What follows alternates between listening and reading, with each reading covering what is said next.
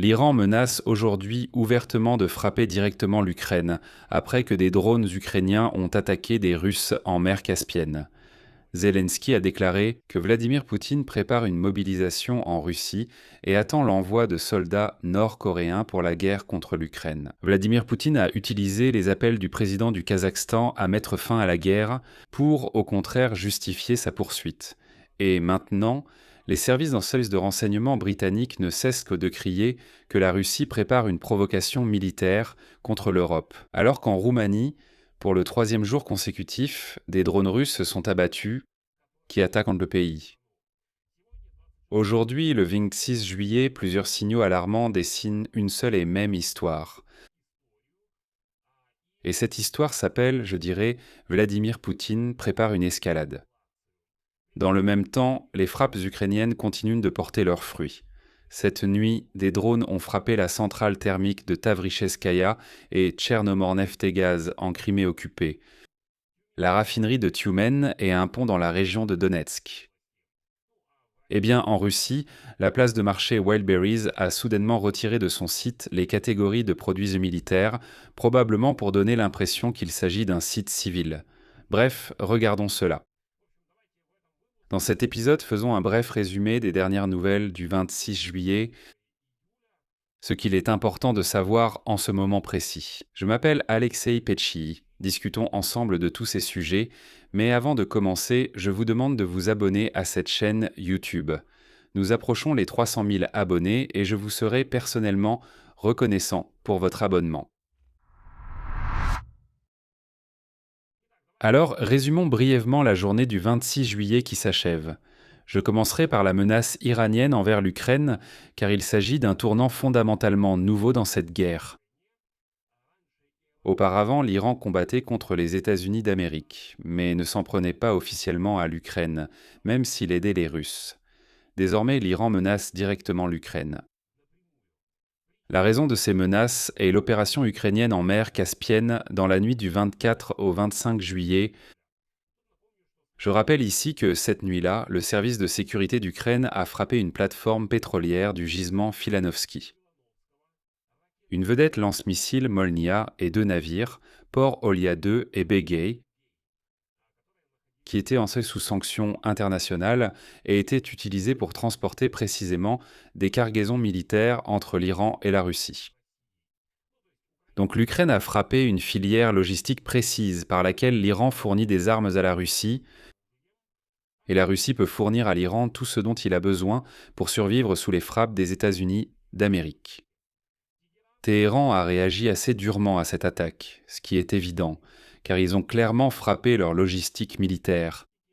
Il est désormais évident que l'Ukraine peut aussi frapper là-bas. Et voilà que le ministère des Affaires étrangères d'Iran a accusé l'Ukraine d'avoir attaqué son navire, affirmant qu'à la suite de l'explosion à bord, un marin a été tué et un autre blessé. Et voilà que l'Iran qualifie le navire de bâtiment commercial, qui soi-disant n'a aucun lien avec des livraisons militaires. Ils disent « Nous faisions simplement du commerce avec les Russes là-bas ». Nous ne dirons pas quoi, mais ce n'étaient sûrement pas des biens militaires. Et voilà que le ministère des Affaires étrangères d'Iran a qualifié cette frappe, je cite, d'acte hostile et criminel. Il l'a qualifiée de violation de la Charte des Nations Unies et du droit maritime international, et l'a appelée un acte d'agression susceptible, je cite, d'attiser et de propager encore davantage la flamme de la guerre. Un peu plus tard, le ministère iranien des Affaires étrangères a convoqué le chargé d'affaires par intérim de l'Ukraine et a déclaré que l'Iran défendrait sans hésitation ses intérêts nationaux et sa sécurité. Le ministre des Affaires étrangères de l'Iran, Abbas Araghchi, a appelé le Conseil de sécurité de l'Organisation des Nations Unies, l'Union européenne et la communauté internationale à prendre des mesures contre l'Ukraine et, bien sûr, à condamner Kiev. Quant aux médias et aux chaînes Telegram proches des autorités iraniennes, ils ont déjà lancé des menaces directes, allant jusqu'à évoquer la possibilité d'utiliser des missiles balistiques iraniens contre l'Ukraine. En résumé, à Téhéran, certains réclament une attaque directe contre l'Ukraine, affirmant que des missiles balistiques peuvent atteindre Kiev et appellent à passer à l'action. Mais ici, une analyse lucide est importante. L'Iran très probablement ne frappera pas directement l'Ukraine. Il est actuellement en guerre avec les États-Unis d'Amérique. L'Iran n'a pas vraiment le temps pour ça, et il serait aussi difficile d'atteindre l'Ukraine. Il faudrait que les missiles traversent la Turquie. La Turquie le permettra-t-elle? Peu probable. Mais le simple fait de menacer publiquement, c'est reconnaître que l'Ukraine a effectivement touché un point sensible. N'oubliez pas non plus qu'il y a déjà 1 an, l'Iran avait menacé l'Ukraine avec des missiles, mais n'a jamais frappé. L'Ukraine a maintenant révélé et frappé le canal par lequel la coopération militaire entre Moscou et Téhéran s'effectue. D'ailleurs, aujourd'hui, les médias russes ont laissé échapper ce qu'ils pensent, le véritable sens de l'opération ukrainienne. Selon eux, Kiev cherche à démontrer à Washington son utilité au-delà de l'Europe. Donc selon leur logique, nous montrons aux États-Unis d'Amérique que nous frappons justement ce lien irano-russe qui gêne aussi l'Amérique.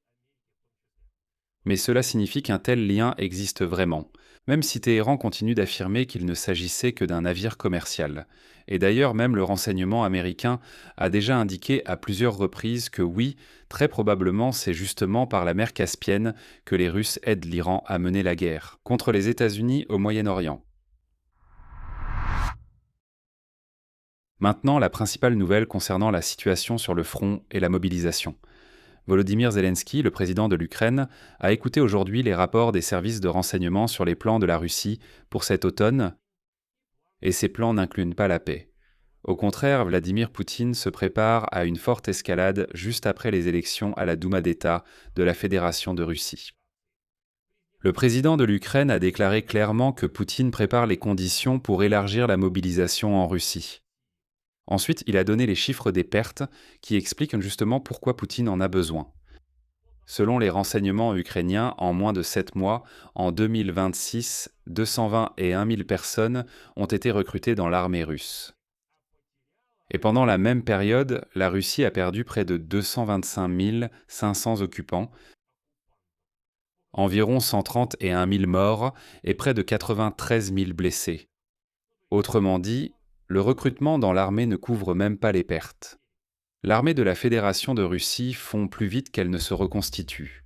Il est évident qu'une telle tendance conduit à la dégradation et à la réduction de l'armée. À titre de comparaison, l'évaluation du Centre américain d'études stratégiques et internationales indique qu'à la mi-2026, les pertes cumulées de l'armée russe ont déjà atteint environ 1 400 000 personnes, c'est-à-dire 1 400 000. 400 тысяч. Parmi eux, 450 000 ont été tués. C'est une estimation assez conservatrice. Donc, Vladimir Poutine doit compenser les pertes dans l'armée avec quelqu'un s'il croit vraiment qu'il pourra capturer tout le Donbass d'ici la fin de cette année, comme ses propres militaires le lui ont déjà promis. Et c'est là qu'apparaît le deuxième élément de cette histoire. Volodymyr Zelensky a déclaré, je cite, « La Russie veut obtenir encore 30 000 soldats nord-coréens. Dans la région de Voronezh, on se prépare déjà depuis juin à les accueillir. » Autrement dit, Vladimir Poutine comble ce manque de personnel non seulement avec ses propres soldats russes, mais aussi avec des Nord-Coréens. D'un autre côté, si Vladimir Poutine ramène à nouveau des soldats nord-coréens, cela signifie qu'il va quand même essayer jusqu'au bout de combler les trous dans ses effectifs sans annoncer une mobilisation totale. Mais il est déjà évident qu'une mobilisation se prépare. Il me semble que nous en avons parlé, disons-le comme ça. Sur ma chaîne YouTube ces derniers jours, un épisode séparé est sorti justement sur la mobilisation en Russie. Et là-bas, tous les arguments en faveur du fait que, oui, Poutine se prépare à cette mobilisation sont rassemblés. Toutes les lois, les actes réglementaires, etc., etc. Bref, allez sur la chaîne et regardez absolument l'un des épisodes précédents. Mais ce n'est pas tout. Selon Volodymyr Zelensky, la Corée du Nord se prépare à transférer à la Russie de nouveaux lanceurs pour des missiles balistiques.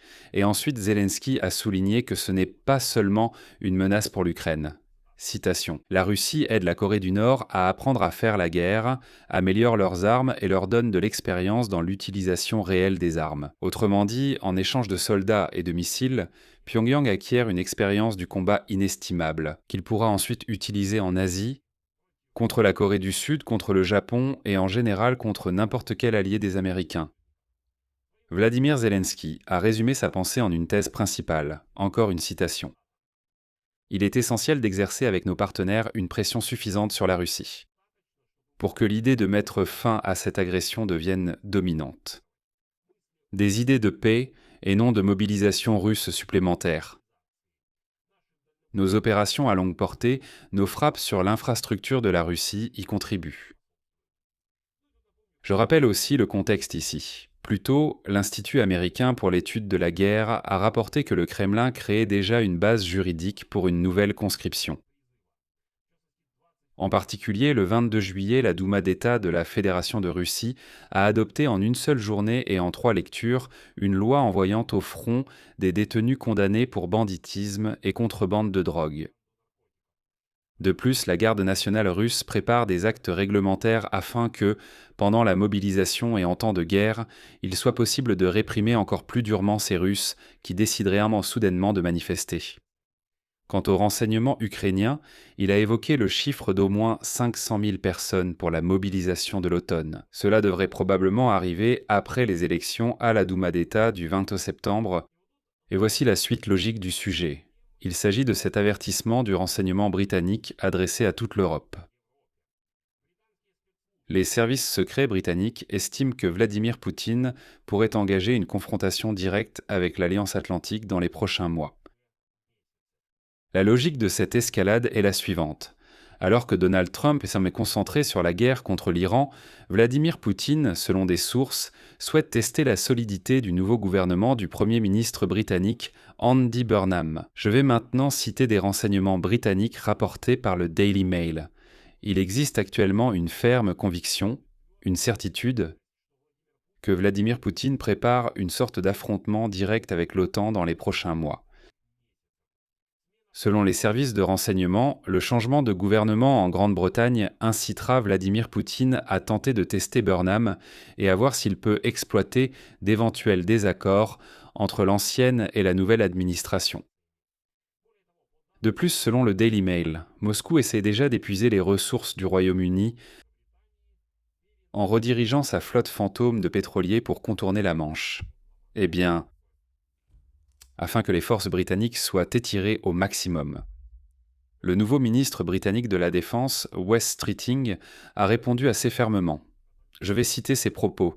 La Russie ne doit avoir aucun doute sur la détermination de ce gouvernement et de ce Premier ministre à s'opposer à l'agression russe, non seulement en Ukraine, mais aussi à toute agression contre le Royaume-Uni et nos alliés. Eh bien, ici aussi, il faut examiner lucidement tous les scénarios. La Russie, très probablement, ne cherchera bien sûr pas à mener une guerre totale contre l'OTAN. Elle ne pourra tout simplement pas la supporter. Mais des attaques isolées, comme la récente frappe de drones contre la Roumanie, peuvent être utilisées pour diviser l'alliance de l'Atlantique Nord sur la question de la façon dont il faut réagir à cela. Et, ce qui est important, une tension accrue avec l'OTAN peut devenir pour Vladimir Poutine une justification politique pour cette même mobilisation. Donc tout est lié. Une provocation contre l'OTAN est nécessaire à Vladimir Poutine, entre autres, comme prétexte pour dire à sa population ensauvagée que, soi-disant, « Regardez, désormais nous ne combattons plus seulement l'Ukraine. Tout le bloc de l'OTAN nous entoure, il nous attaque, c'est pourquoi je déclare une mobilisation supplémentaire. » Eh bien, voici une confirmation toute fraîche de cette tactique de Poutine. La Roumanie, la veille, a abattu pour le 3e jour consécutif un 3e drone russe qui avait pénétré dans son espace aérien avec un chasseur F-16 dans le delta du Danube. Eh bien, je suppose que la Russie peut délibérément lancer des drones dans l'espace aérien de la Roumanie pour tester la réaction des pays de l'OTAN. La Roumanie est membre de l'Alliance et le fait qu'elle abat des drones russes depuis 3 jours consécutifs montre que Moscou est en train de sonder l'OTAN en ce moment.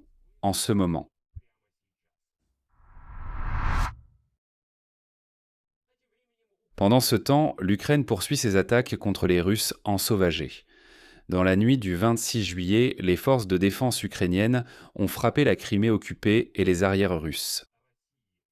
En Crimée occupée, Des drones ont frappé la centrale thermique de Tavritcheskaya, ainsi que des installations de Tchernomorneft-et-Gaz. L'état-major des forces armées ukrainiennes a confirmé la frappe sur la raffinerie de pétrole de Tyumen.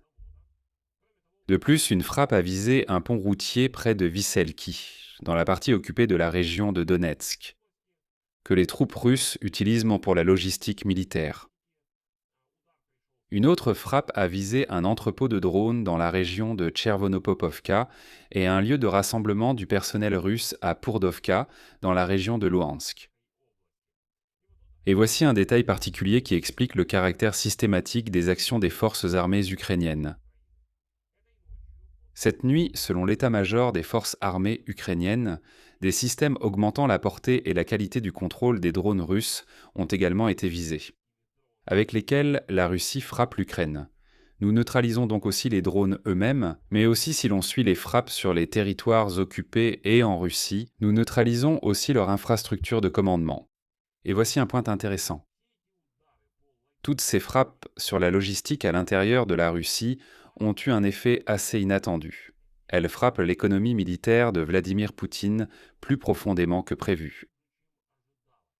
En particulier, les Russes ont soudainement commencé à retirer une partie de leur équipement et de leur système de défense aérienne de la ligne de front, y compris ceux à courte portée.